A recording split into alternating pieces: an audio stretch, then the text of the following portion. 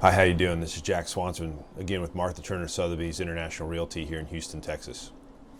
When you're working with your realtor, does he give you a really good insight on what the market value is and what's going on in the market where you're looking? Based on the type of home that you're looking for and the lifestyle you're looking for, it's really critical that when you get started, either buying or selling, that you know what the market's doing and what market values are. It's critical for you to have a realistic, valid idea of what the values of homes are in your particular market area that you're looking at. One of the things that I do with buyers and sellers when we first get started is try to take the time and educate them on what they can expect. For a seller, when I go to a listing presentation, I make sure I do my homework in advance and I bring them this product that I'm going to show you today. And when we get to the point where I'm talking to a buyer, I'm going to do this initially for a general overview where I think we're going to look and the areas we're going to look and kind of the criteria of the home. But then when we get to the point where we're going to start making an offer, I'm going to go into this and do a very detailed analysis so we know what the market values are and we can negotiate from a position of knowledge, and knowledge is power. Here we go. Okay, first things first, we need to know where it is that you want to look, get an idea. One of the hottest areas that we have right now in Houston is the Heights. So I'm just going to use this as a general, and I just kind of zoom in.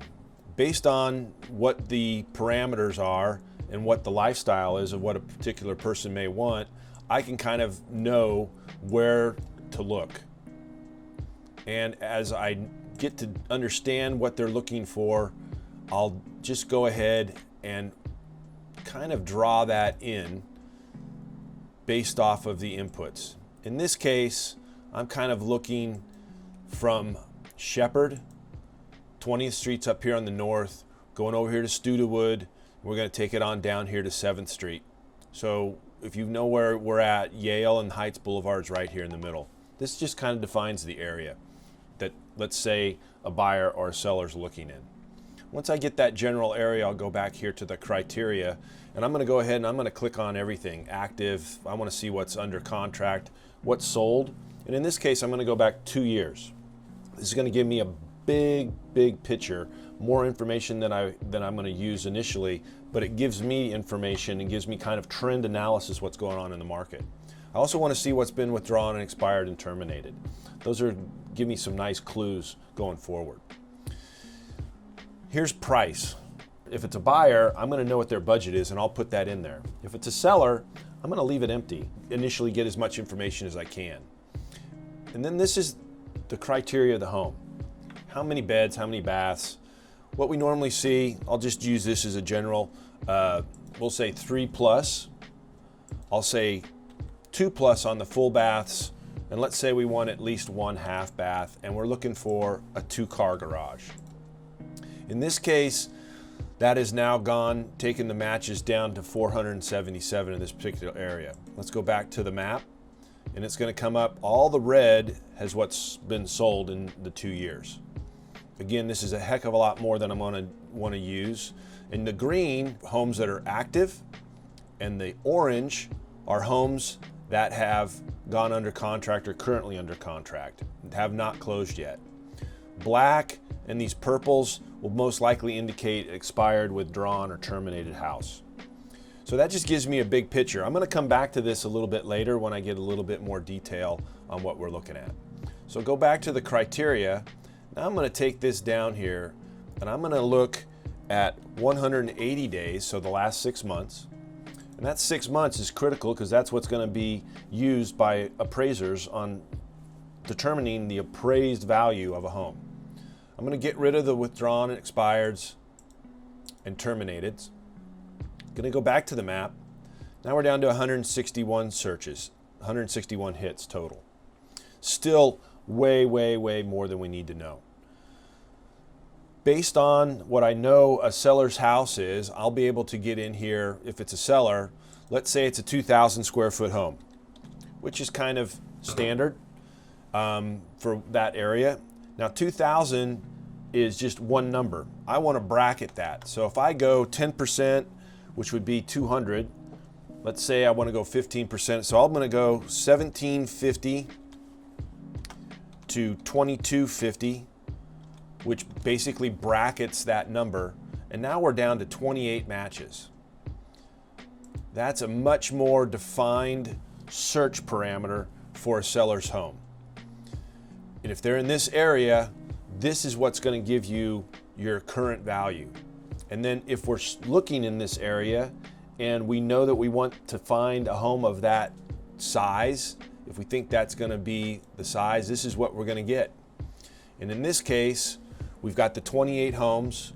There are 7 of them that are active, 2 are under contract in this area, and the remaining are all sold in the last 6 months. Very active area for the Heights. I'll go and I'll select all of these homes, and once I do that, I'm going to click what's called a quick CMA. It's a comparative market analysis. For me, what it's going to do, it's going to give me all the single family homes that are the ones that are on the market, the 2 that are under contract, and then the balance that are all remaining that have been sold. From here, I can go back in here and I can look really quickly and get a snapshot of search parameter. And what's really interesting is I can come down here and it'll summarize median and average values for sold homes. Pretty interesting. And there's also some interesting stuff where we can see days on market. Very interesting information, which can be very powerful. Coming back to just the raw data, I can look at all of these homes that are here in the market, and I'm looking at the year it was built. For the most part, they've all been built in the 2000s, but it's kind of interesting. There's one home here that was built in 1920 and another one that was built in 1926. As we know, we've got historical districts over there in the Heights. One of the things I want to look at here, just to take a quick gander, is I'm going to look at the house itself. And I'm going to do that quickly by the photographs. And I can tell quickly that this house has been well maintained. It's been lightly updated. And what's going to be interesting for me is to kind of see how they've done the kitchen and how they've opened it up. This renovation's probably about 10 to 12 years old. I'm just can tell that based on the fixtures, the finishes, and kind of what we're seeing overall.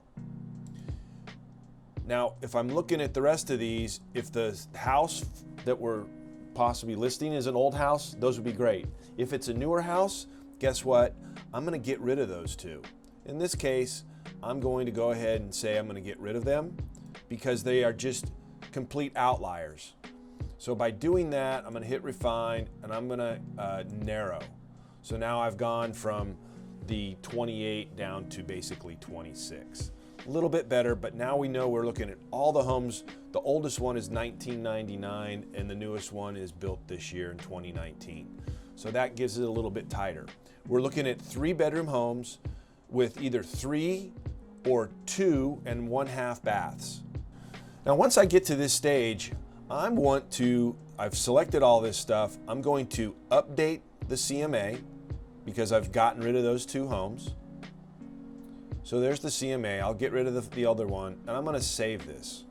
I'm going to save this into the file because I'm going to come back and use it and share it with the clients. And now that it's saved into this program, now I can go ahead and start truly working on it to bring out the information that's going to be useful and valuable. I select all the properties. Once I select them, I want to create the graphs. So for a scattergram, I'm going to go ahead and set it up that we get all of the information that we want. Select and create the graph. Voila. To bring this over here, I'll make this a little bit bigger and it's easier for you to see.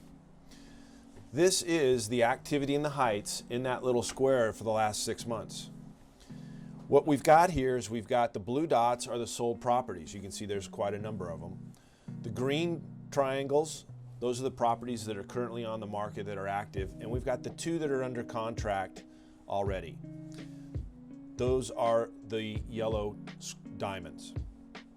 And the blue line is your linear average of values for the homes that have sold. And all we have here is the price for the homes that were for sale, going over across here by square footage. If the client's house for listing is around 2,050 square feet, well, guess what?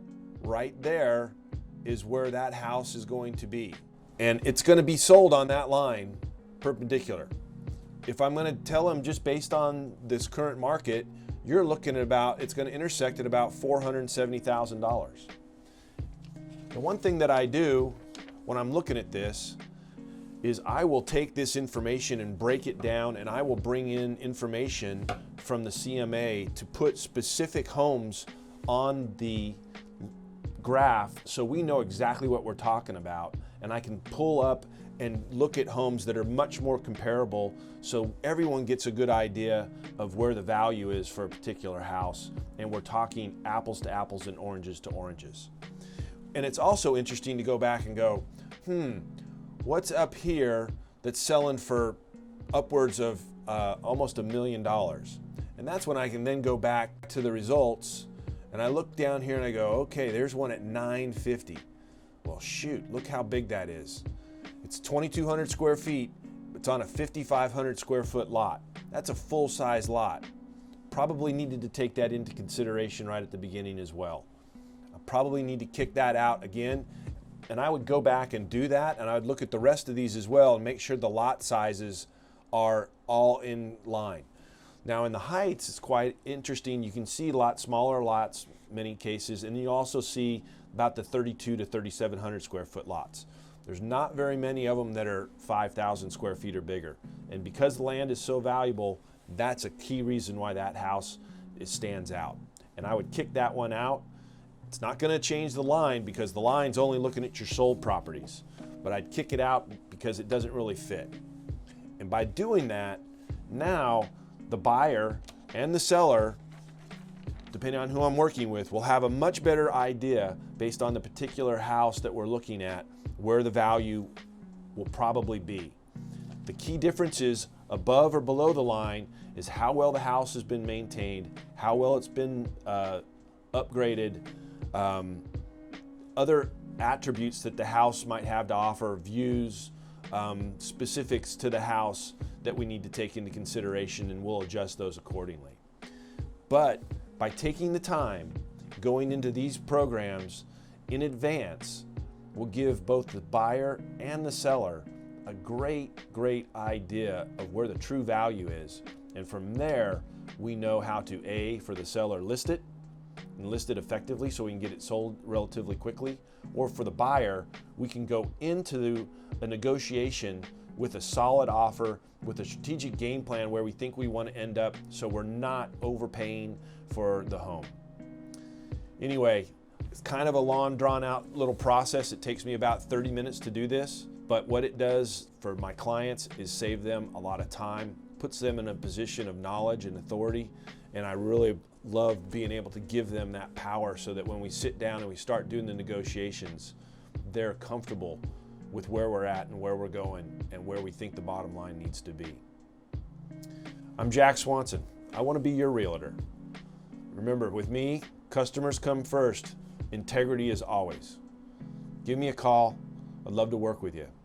My number is 713-456-9381.